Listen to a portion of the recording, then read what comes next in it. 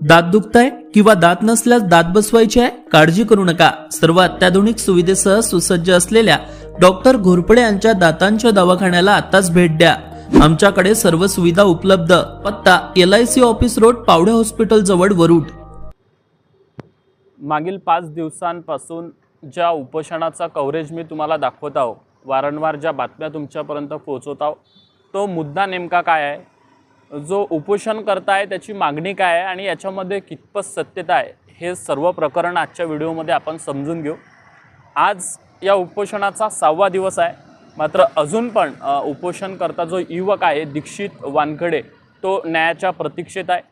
काल या ठिकाणचं वातावरण जे होतं ते चिघळलेलं होतं. गावकरी या ठिकाणी जमलेले होते. त्यांनी पंचायत समितीमध्ये ठिय्या देखील मांडलेला होता.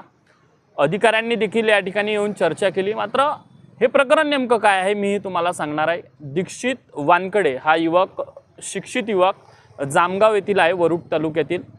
ग्रामपंचायतने शिपाई पदाची भरती म्हणजे पेपर घेतलेला होता आणि या पेपरमध्ये अनेक विद्यार्थी परीक्षार्थी म्हणून पेपरासाठी बसलेले होते. या परीक्षेमध्ये दीक्षित वानखडेने सुद्धा पेपर दिला रीतसर नियमानुसार. आणि त्याच्यानंतर काय झालं की जो रिझल्ट होता तो घोषित करायचा होता, तो जाहीरच त्या ठिकाणी झाला नाही.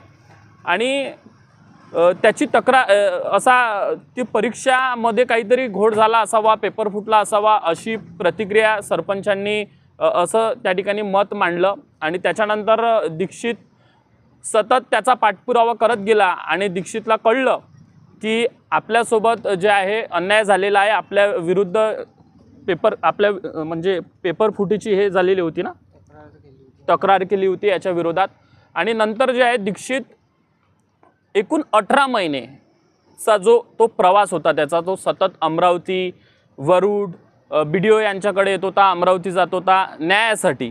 आणि BDOने देखील या प्रकरणाची चौकशी केली आणि आदेश दिला की दीक्षित खरोखर या परीक्षेमध्ये पात्र आहे, त्याला सर्वात जास्त गुण मिळालेले आहे, त्याला या ठिकाणी न्याय देण्यात यावा. हे दीक्षितला कळलं कुठून? तर दीक्षितने माहितीच्या अधिकारामध्ये या परीक्षेची जी व्हिडिओ शूटिंग झालेली होती ते व्हिडिओ शूटिंग मागितली आणि त्याच्यातून त्याला कळलं की यामध्ये त्याला सर्वात जास्त गुण मिळालेले आहे. आणि दीक्षितने असा आरोप देखील केलेला होता की सरपंच यांचा पती या परीक्षेमध्ये परीक्षार्थी होता, त्यांना लावायचं होतं, म्हणूनच हा सर्व जो आहे तो घोळ होत होता आणि म्हणूनच 18 महिने दीक्षितला न्यायासाठी फिरावं लागलं. सिओनने देखील आदेश दिला की दीक्षित रुजू करावं. आणि नंतर 18 महिनेचा जो प्रवास होता, शेवटी थकल्यानंतर दीक्षितने न्यायासाठी उपोषण मांडलं आणि उपोषणाचा आजचा 6वा दिवस आहे.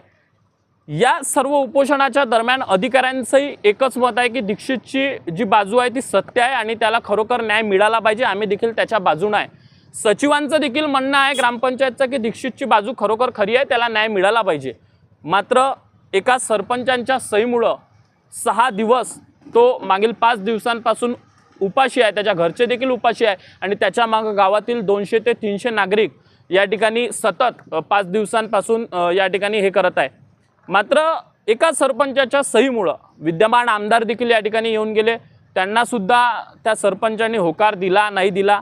मात्र आजचा हा 6वा दिवस आहे. हे प्रकरण तुमच्या लक्षात आलं असेल. आजच्या 6व्या दिवशी या प्रकरणात नेमका काय ट्विस्ट येतो, काय वळण हे प्रकरण घेते, की आंदोलन आणखी चिघळते, याकडे देखील आपलं सर्वांचं लक्ष राहील. पाहत राहा अमरावती टुडे न्यूज. नमस्कार, तुम्ही पाहतात अमरावती टुडे न्यूज. अशाच प्रत्येक अपडेटसाठी चॅनलला आता सबस्क्राईब करा.